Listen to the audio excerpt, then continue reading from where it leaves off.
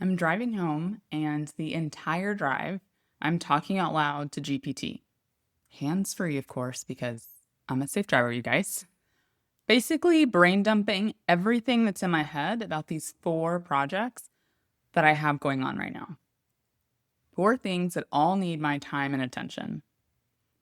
And I'm just talking through everything, giving status updates like, okay, this part is recorded, this still needs editing, these operational tasks still need to happen, website changes, platform setup, all of that. And I'm going through the deadlines. This needs to happen before this one. This one launch happens after that one. This has to be finished before we can even start the next step on that project. And none of it makes sense in my head. And it probably doesn't make sense to you right now either.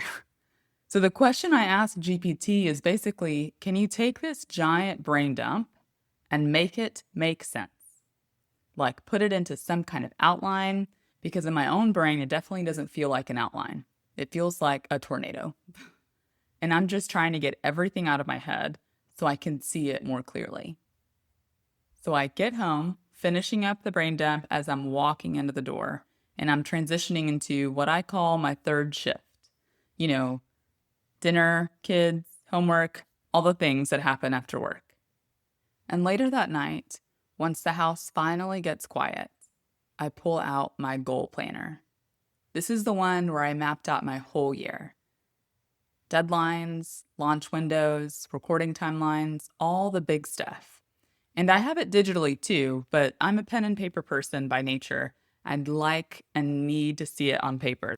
There's something about holding a planner and a pen and just, I don't know, I need it. So I open this planner, and at this point I'm thinking, okay, you've talked through this with GPT, you've brain dumped it, your pal GPT helped you organize this mess, and so you are about to get some clarity, Candace. It is close. And I start flipping through the monthly pages. January, February, and what I'm doing is writing in the actual dates of when things really got done. So the plan for my year was already there in black ink, but now I'm writing the real dates in red. The day something actually got recorded. The day editing was actually finished. The day emails were sent.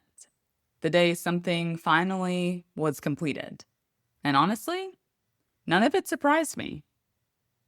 If anything, I feel encouraged. I mean, I'm looking at the pages thinking, yeah, I did a lot. I've done a lot. Sure, some things didn't happen exactly when I planned. A podcast batch got pushed a week. The membership timeline moved a couple weeks. A course launch slid into the next month. But things still got done. There weren't any dramatic changes that happened. Just little shifts. So at first, it really feels like I'm simply adjusting the timeline. Okay, that moved a week. That moved 2 weeks. This one slid into the next month. No big deal. But then I get to the end of February, and I flip the page to March. And suddenly, the math stops mathing, you guys. Because if that podcast batch finished here, and the membership work had to move further out, and the video editing took 2 weeks instead of the few days I thought it was going to take, now I'm looking at these four projects, the things that were supposed to be spread out across an entire quarter, with breathing room in between them. They are now sitting in the same 3 weeks of time. Flipping the pages again. January, February, March, back to February, back to January. How did this happen? How is it March? And all of these things are stacked like this. How did I mess this up?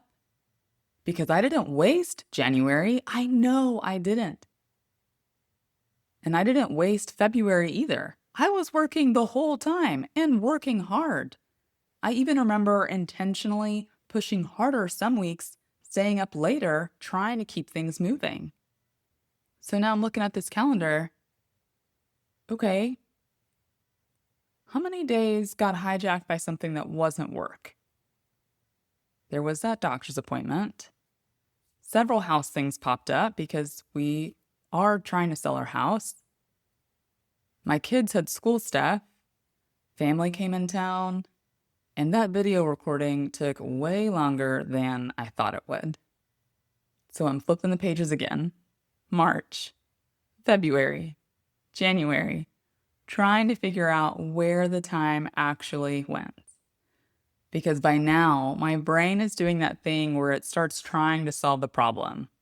Okay, how can I make these things still fit? What if I stay up later? What if I move this here? What if I stack these two things together? What if I delegate more of this? But none of it actually fixes the problem. The reality sitting on those pages is still the same. I have 4 major projects that need to be finished. Each one still has recording, editing, operational work, platform building, and now there are 2 launches that are supposed to happen almost at the same time somehow. Everything is stacked. All the space I thought I had earlier in the year is gone.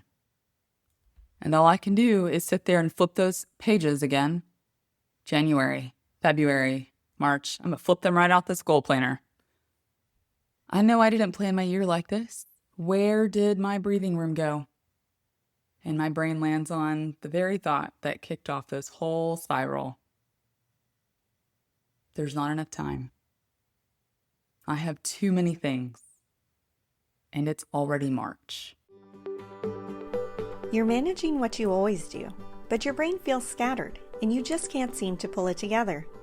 The Busy Brain Do-Over from Steady State Co. is your space to recover, reset, and restart, proud of how you show up again.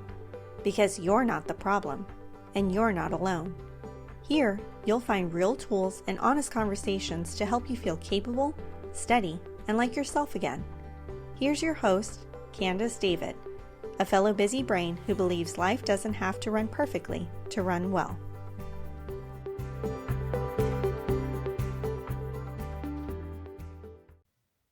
Okay, if that moment felt a little familiar, you're definitely not alone. And quick thing before we keep going, if this podcast has been helpful for you, leaving a quick rating or review helps other busy brains who feel behind find their way here too. Thank you if you've already done that. It means a lot. All right, let's talk about what just happened in that moment. This moment is incredibly specific. It's the moment when your brain looks at the calendar and quietly turns time into a performance review. Not because the timeline wasn't real. It was real. You planned it. You put it on the calendar. Other people may have even been involved in that timeline. But something subtle happens in this moment. Your brain stops looking at that timeline as a plan and starts comparing real life to the version of you who would exist if everything had gone according to that plan. And starts comparing real life to the version of you who would exist if everything had gone according to plan. The version of you who got it all done. The version of you who stayed perfectly on schedule. The version of you who is already further along by now. And when real life doesn't match that version, your brain starts drawing conclusions. I messed this up. I should have started sooner.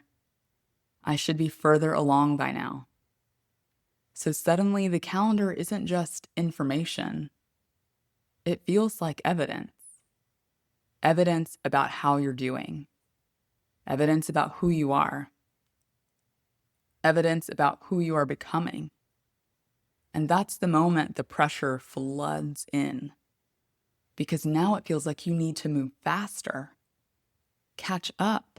Fix the timeline. Close the gap between where you are and who you were supposed to be by now. And somewhere in the back of your mind, there's this quiet expectation. that this pressure should kick you into gear. Like if the pressure is strong enough, you'll finally move faster. You'll finally catch up. But that pressure doesn't actually help you start.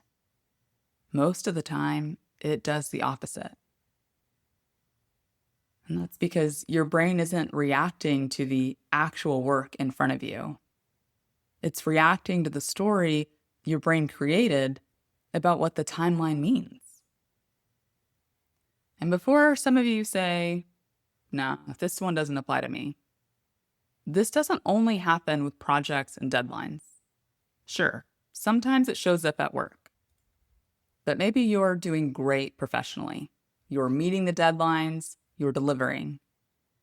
But somewhere else in your life, things feel off. Maybe you haven't slept well in weeks.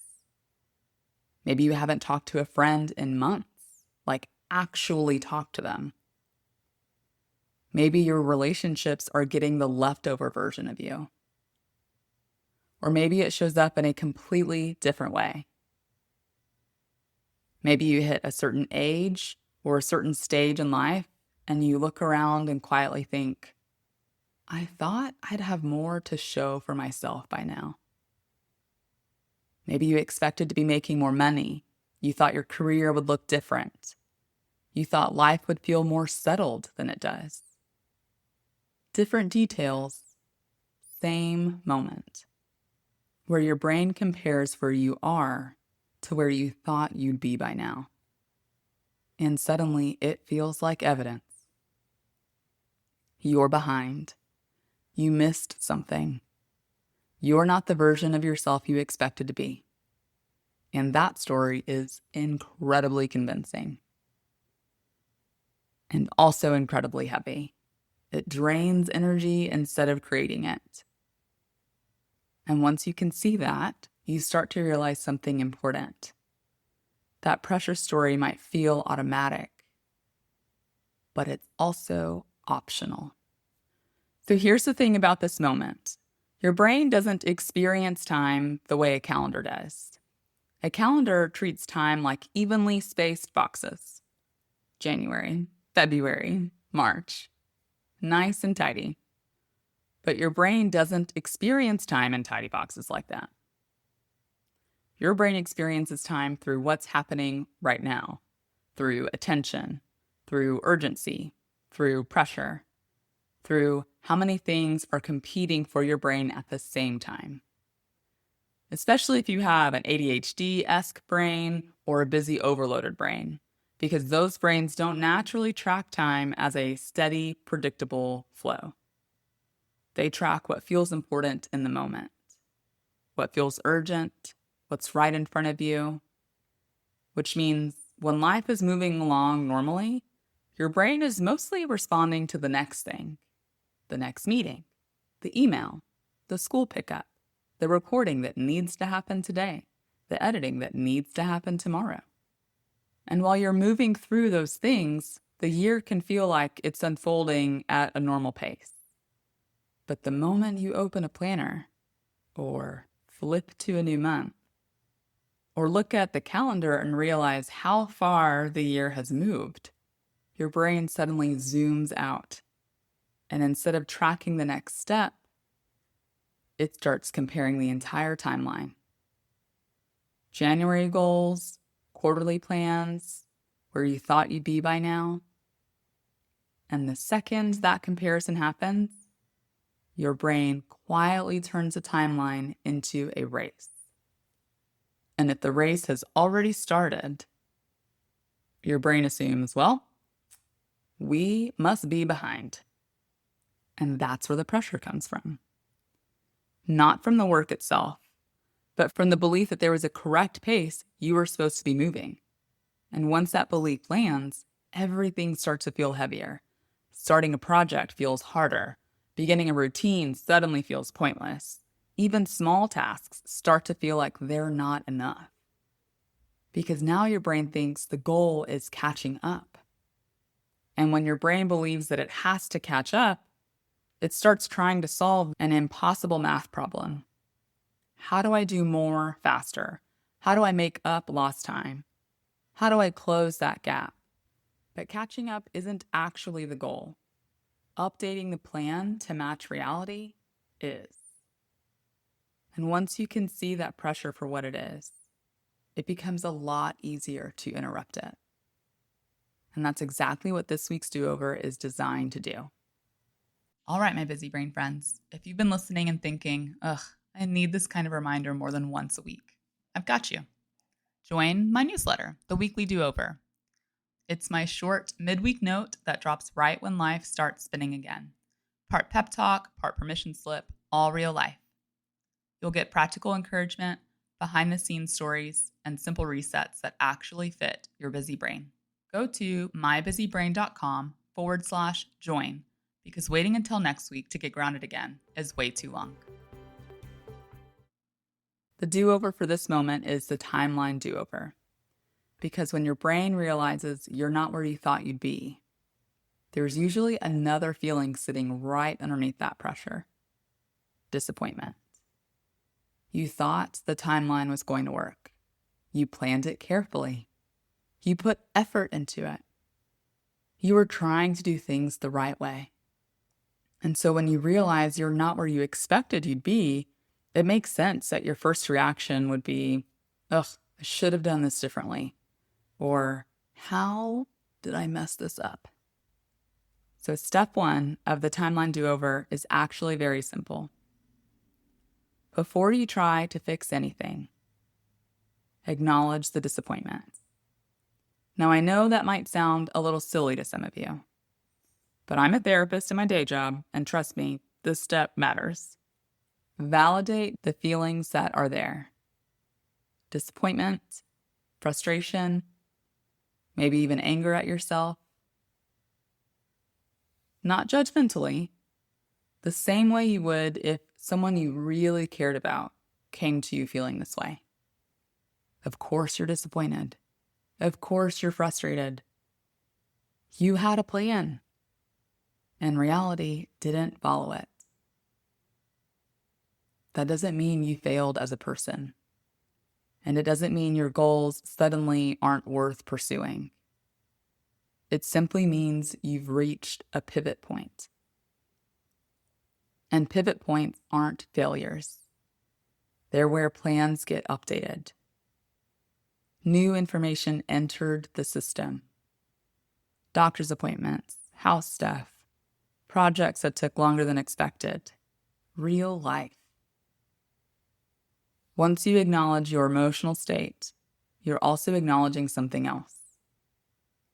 Reality changed. And when that happens, your brain can stop trying to defend the past and start working with the present. That leads to step 2 of the do-over. Instead of asking, how did I mess this up? Try a more useful question. What is actually true right now? What's finished?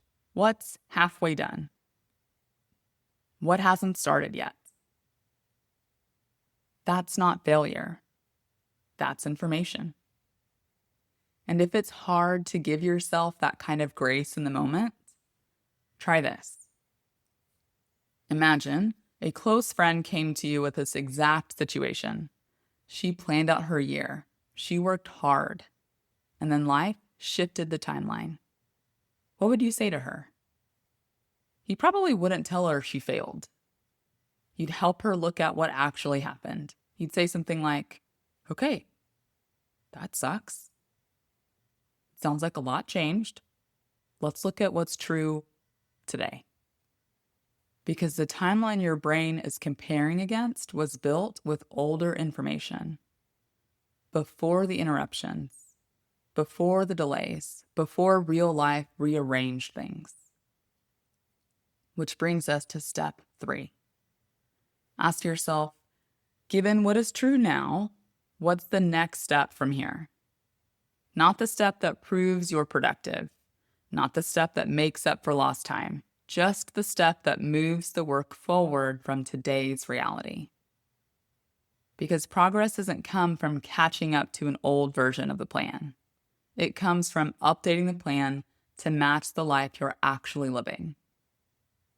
And the moment your brain stops trying to outrun the calendar, it can start moving again. So if you've had that moment recently where the calendar suddenly made it feel like the year was already slipping away, I want you to hear this clearly. That feeling is incredibly common, and it makes sense. But it's not evidence that you're failing. It's just your brain reacting to pressure. And pressure is not required for progress. Sometimes the most productive thing you can do in those situations is release the imaginary race your brain just created. Because the truth is, you're not actually late to your life. You're just looking at it with new information, new eyes. And neither of those mean that you failed. It just means the plan needs an update. Here's your permission slip for today. You're allowed to start the year again in March, or in July, or in November, or on some random Tuesday afternoon when you finally look up and think, crap, I need to start over again. You are allowed to release the guilt about where you thought you'd be by now. You're allowed to let go of the story that you already messed it up. You don't need to catch up to some imaginary version of you. You just need a place to begin. And today, right now, can be that place. If this episode already feels a little too relatable, make sure you're following the show so your next do-over is waiting for you when you need it. And if you're already part of this community, thank you. Truly, you are the reason more people are realizing they're not broken, their brains are just a little busy. Hit follow so you don't miss the next do-over we'll do together. All right, my fellow busy brain friends, take a breath, give yourself a little grace, and remember, you can always start again. That's what a do-over really is. Not perfection, just permission. Talk soon.